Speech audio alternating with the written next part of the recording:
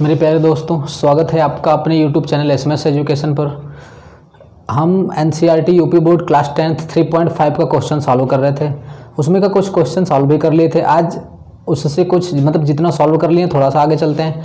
यहाँ पर ये लिखा हुआ है क्वेश्चन कि A और B के किन मानों के लिए निम्न रैखिक समीकरणों के युग्म अपरिमित रूप से, ये रहेगा कि A और B के किन मानों के लिए निम्न रैखिक समीकरणों के युग्म के अपरिमित रूप से अनेक हल होंगे। तो हमको क्या बताना है कि यहाँ पर ये क्वेश्चन दिया हुआ है, इसका जो हल होगा अपरिमित रूप से अनेक हल होंगे। अगर अपरिमित रूप से अनेक हल होंगे तो A और B का कौन सा मान होगा, मतलब इसमें A और B का ऐसा मान बताना है कि ये दोनों इक्वेशन का जो सॉल्यूशन हो वह अनंत हो, यानी अपरिमित रूप से अनेक हल हो, अनेक हल। तो मैं आपको क्या बताया था कि जब अगर मान लीजिए कि कोई हमको ये स्टैंडर्ड इक्वेशन दिया है a1x plus b1y plus c1 बराबर 0 और यहाँ पर दे दे दूसरा समीकरण a2x plus b2y plus c2 बराबर 0।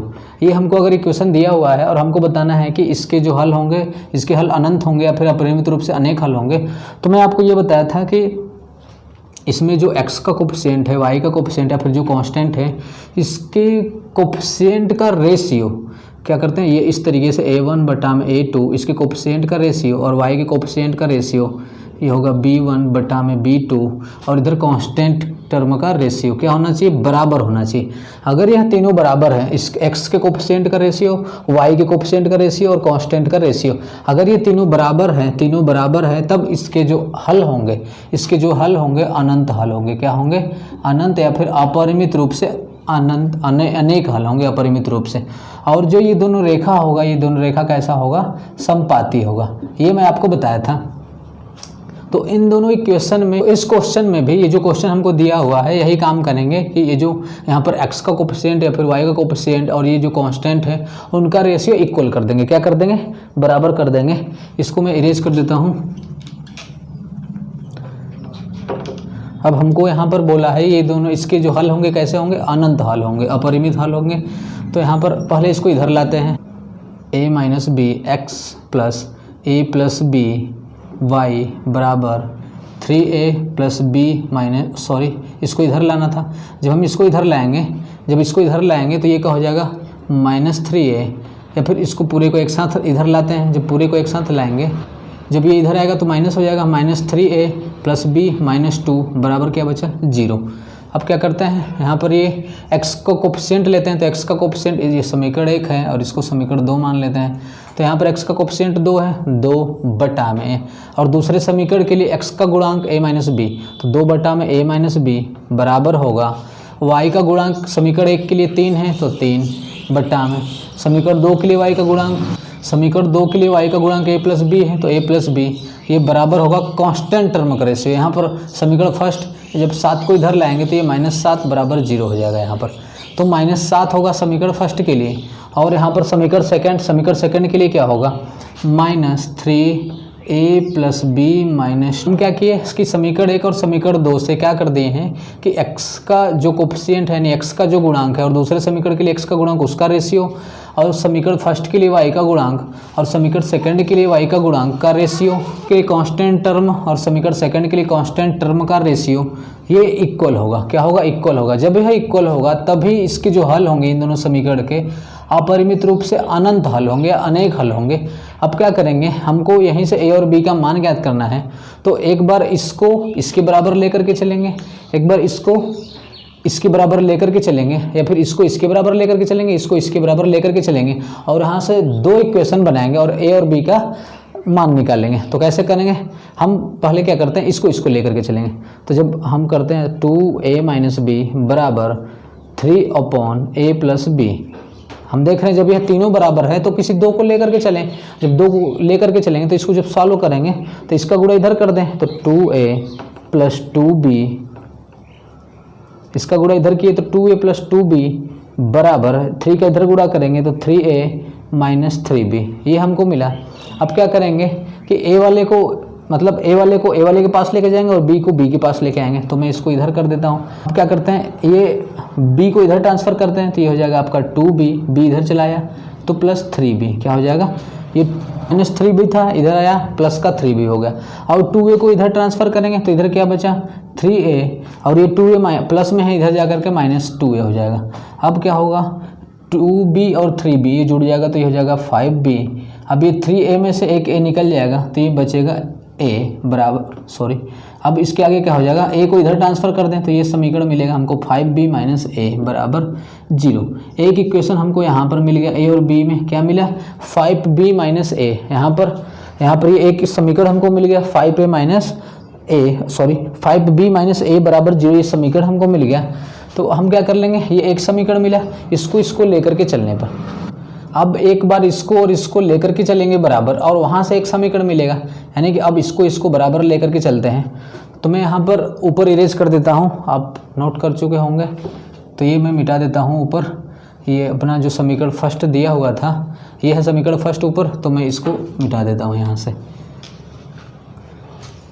अब क्या करते हैं, इधर हो चुका है ये आपका, तो इसको भी हटा देते हैं, केवल इस समीकरण को रखते हैं। क्या था समीकरण अपना मिला, ये समीकरण हमको मिला था, क्या मिला था ये, और यहाँ पर b होगा 5b - a है यहाँ पर, तो 5b - a ये इक्वेशन मिला था हमको। अब क्या करेंगे, इसको बराबर लेके चलते हैं, इसको इरेज कर देते हैं।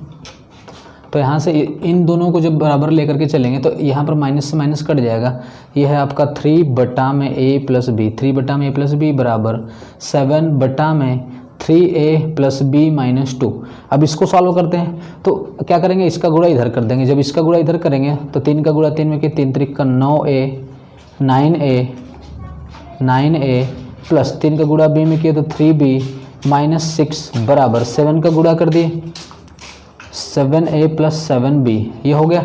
अब क्या करते हैं, एक इधर इन दोनों को इधर ट्रांसफ़र करेंगे तो ये हो जाएगा आपका 9a - 7a प्लस में था, इधर आकर के माइनस हो जाएगा।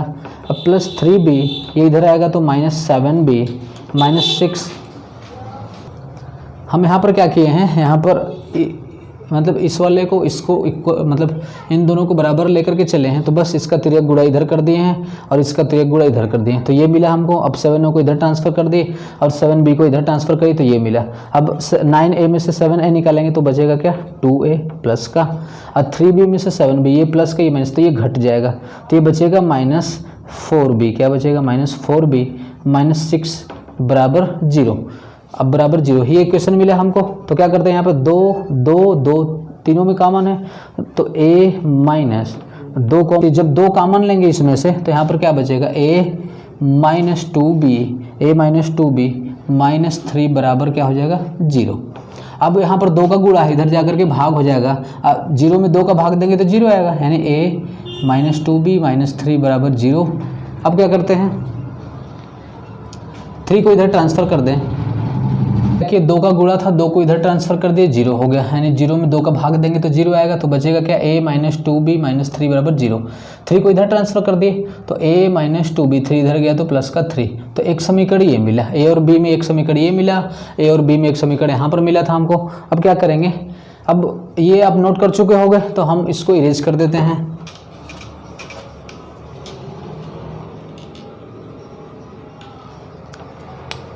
इस समीकरण को यहाँ पर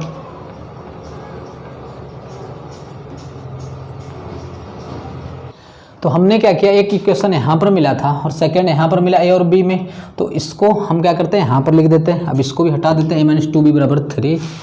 अब ये समीकरण मिला तो इन दोनों समीकरणों को सॉल्व करते हैं। तो इन दोनों समीकरणों को कैसे सॉल्व करेंगे, तो मैं यहाँ पर लिख देता हूँ इसको इधर। तो ये है आपका 5b - a बराबर 0, और ये क्या है, ये है आपका a - 2b बराबर 3 है। तो a - 2b है। अब हम क्या करते हैं कि इन दोनों समीकरण को हम देख रहे हैं कौन सा कटेगा, a और a मिल रहा है यहाँ पर, ये माइनस और ये प्लस है, तो हम इसको जोड़ देते हैं। इन समीकरण को क्या करते हैं, जोड़ने पर, इनको क्या करते हैं, जोड़ने पर। जब इसको जोड़ेंगे तो ये माइनस ये प्लस, ये तो कट जाएगा। अब 5b प्लस का 2b माइनस का ये घट जाएगा, 5b में से 2b निकालेंगे तो यहाँ पे बचेगा 3b बराबर 3b। अब इसको जोड़ रहे हैं, 3 में 0 जोड़ेंगे तो 3, b बराबर 3, यानी 0 में 3 जोड़ेंगे तो 3, b का वैल्यू निकालेंगे तो 3/3, ये इससे कट जाएगा, क्या है 1 आ गया। b का वैल्यू क्या आ गया, b बराबर 1 आ गया, b बराबर 1। ये b बराबर 1 किसी भी क्वेश्चन में रख दें, चाहे इसमें रख दें, इसमें रख दें, चलो हम इसी में रख देते हैं।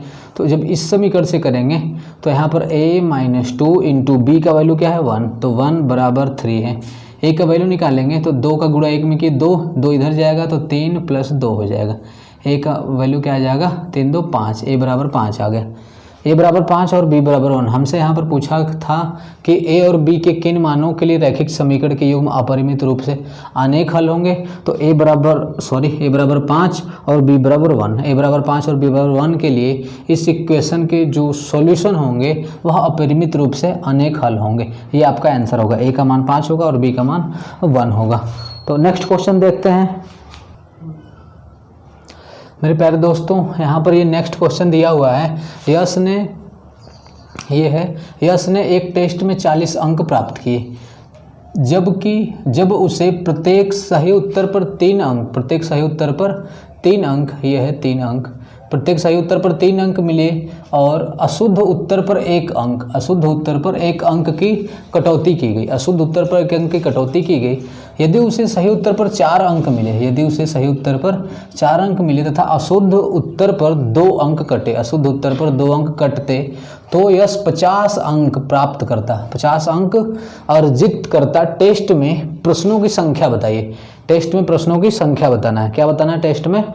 टेस्ट में प्रश्नों की संख्या बताना है। तो हम क्या करेंगे, फिर से एक बार देखते हैं। करें, यश ने टेस्ट में 40 अंक प्राप्त किए। क्या किया? एक टेस्ट हुआ था। क्या हुआ था? एक टेस्ट हुआ था। टेस्ट में यश ने 40 अंक प्राप्त किया था। क्या मिला था? 40 नंबर मिला था टेस्ट में। इसको सही से बताते हैं यहाँ, 1 मिनट। यश ने एक टेस्ट में 40 अंक प्राप्त किए, जबकि उसे प्रत्येक सही उत्तर पर 3 अंक मिला। कितना मिला था? सही उत्तर पर 3 अंक मिला था। हाँ, तो यहाँ पर क्या है कि सही उत्तर पर, यानी जब वह सही कर रहा था तो उसको कितना मिल रहा था? 3 अंक मिल रहा था। और अगर अशुद्ध उत्तर पर 1 अंक की कटौती की गई थी, यानी कि जब वह क्या था? अशुद्ध उत्तर यानी गलत था। कह रहा है गलत,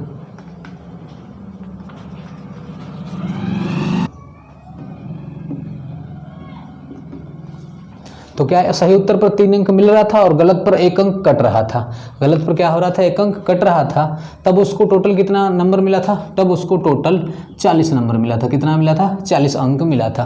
तो हम यहाँ पर क्या करते हैं कि मान लेते हैं कि सही प्रश्नों की संख्या, यहाँ पर लिख देंगे कि माना सही प्रश्नों की संख्या, माना सही प्रश्नों की संख्या x, सही प्रश्नों की संख्या x तथा गलत प्रश्नों की संख्या, गलत प्रश्नों की संख्या y है। मान लिए, अगर हम मान लिए हैं कि यहाँ से सही प्रश्नों की संख्या x है तथा गलत प्रश्नों की संख्या y है, तो टोटल प्रश्न कितने हुए? अगर हम यहाँ पर मान लिए हैं कि सही प्रश्नों की संख्या x है तथा गलत प्रश्नों की संख्या y है, तो टोटल पर x + y होंगे, क्योंकि यहाँ पर क्या कर रहा है कि x प्रश्न सही है, x प्रश्न यहाँ पर x प्रश्न सही है और y प्रश्न गलत है। अगर x प्रश्न सही है और y प्रश्न गलत है तो टोटल प्रश्नों की संख्या x + y होगी। अगर हम मान लेते कि उसने 4 सही किया और 2 गलत किया, 2 गलत किया, तो टोटल कितने प्रश्न थे? तो 4 + 2 यानी 6 प्रश्न। उसी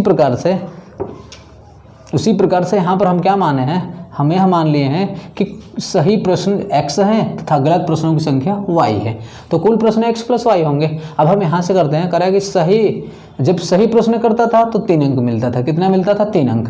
तो यहाँ पर करने के कुल प्रश्नों की सही प्रश्न x था, x सही प्रश्न किया था तो उसको यानी कि एक प्रश्न पर 3 अंक मिला था। एक प्रश्न पर 3 अंक, एक सही प्रश्न पर 3 अंक मिला था। अगर 2 सही प्रश्न होता तो 2 × 3 अंक मिलता। अगर 3 सही प्रश्न होता तो 3 × 3 अंक मिलता। अगर x सही प्रश्न है तो x × 3 अंक मिलेगा उसको, एक प्रश्न का, एक सही का, यानी एक सही पर उसको 3 अंक मिल रहा है। तो जब x सही करेगा, जब एक प्रश्न सही कर रहा है तो 3 अंक मिल रहा है उसको, और जब x प्रश्न सही करेगा तो 3 × x अंक उसको सही मिलेगा। यहाँ पर तो मैं लिख देता हूँ कि x प्रश्न कर रहा है तो 3x हो जाएगा। ये क्या हो जाएगा? 3x। अब 3x नंबर उसको मिल गया क्योंकि x प्रश्न किया, एक प्रश्न का 3 नंबर, तो x प्रश्न का, अगर एक प्रश्न का 3 नंबर तो x प्रश्न का 3x होगा। x प्रश्न का 3x यानी ये जो 3x होगा, 3x नंबर होगा। 3x क्या होगा? नंबर, यानी कि सही प्रश्न का नंबर है। अब कह रहा है अब करा कि गलत प्रश्नों की संख्या y है। अगर गलत करने पर एक नंबर कट रहा है, कितना कट रहा है, एक नंबर कट रहा है, एक नंबर कट रहा है, तो y प्रश्न गलत है यानी y नंबर कटेगा, यानी y गुणे 1 यानी y नंबर कटेगा। तो हम कहेंगे y नंबर तो कट गया, तो 3x नंबर उसको मिला था, 3x नंबर में से y नंबर कट गया। क्या हो गया कि प्रश्न x प्रश्न सही किया था और x प्रश्न में से y प्रश्न गलत हो गया। अब अगर जितना सही किया था, x प्रश्न सही किया था और एक पर 3 नंबर मिल रहा था, तो x प्रश्न पर 3x नंबर मिलेगा। और यहाँ पर कह रहा है कि y प्रश्न गलत किया था। अगर y गलत किया था तो गलत एक गलत पर, यानी एक गलत पर 1 अंक मिल रहा है, तो y गलत पर y गलत मतलब y नंबर गलत मिलेगा। तो y नंबर तो उसका कट जाएगा। और कटने का मतलब क्या कि जितने टोटल नंबर उसका मिला है, सही प्रश्न 3 x प्रश्न सही किया था और 3 अंक मिला था, तो टोटल नंबर 3x उसको मिला था, 3x नंबर मिला था और y नंबर कट गया, तो 3x में से y नंबर निकाल देंगे।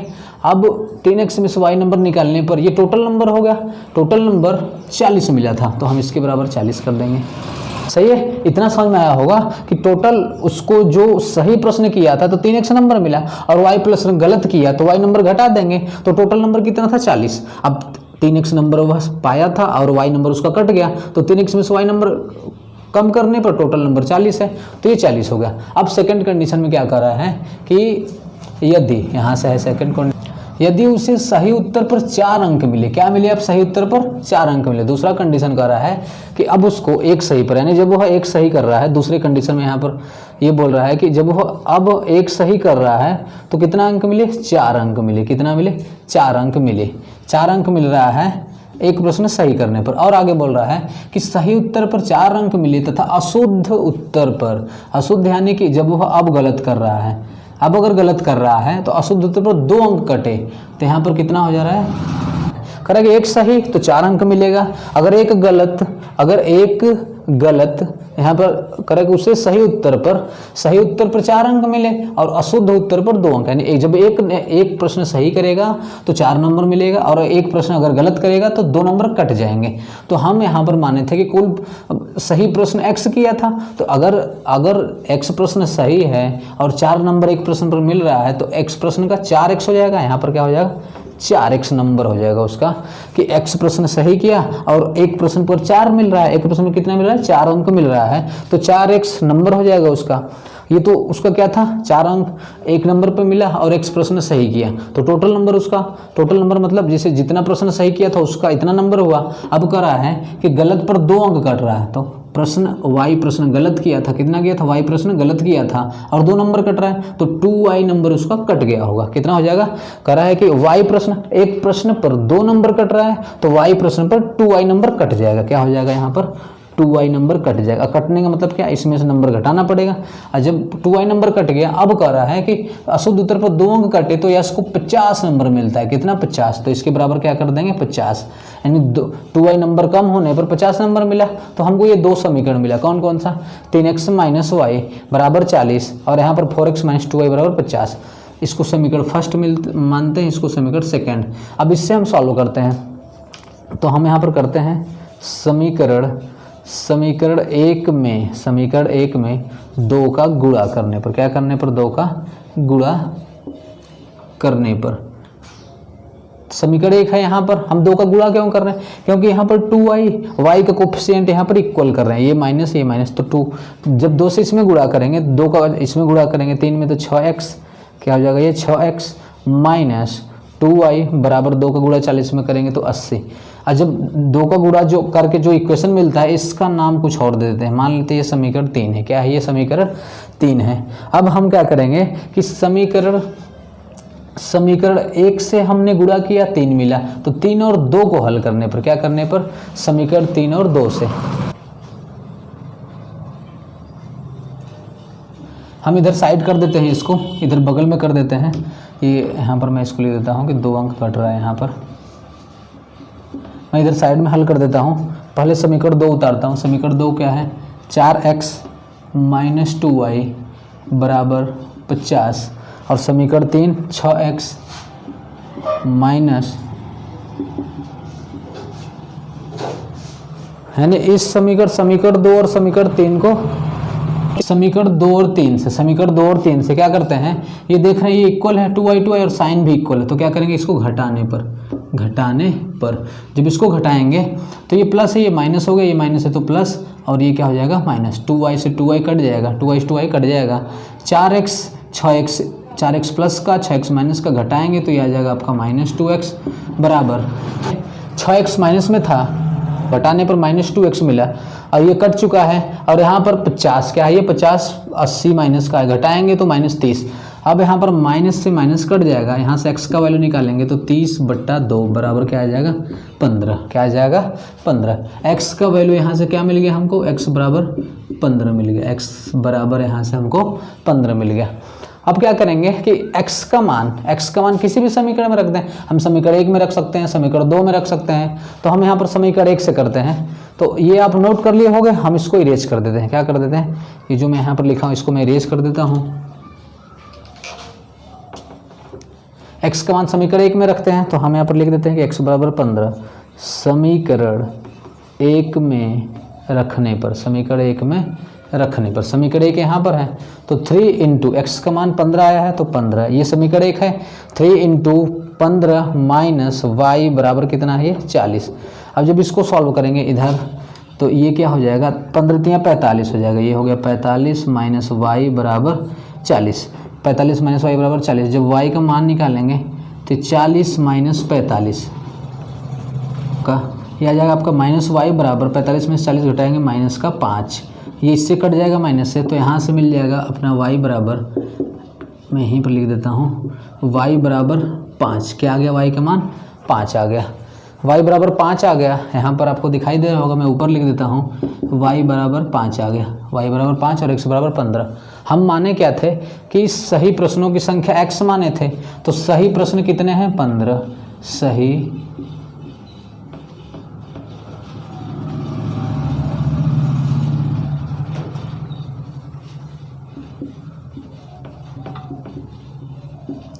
यहाँ पर क्या था, सही प्रश्न 15 और गलत प्रश्न 5 है, सही प्रश्न 15 और गलत प्रश्न 5 है।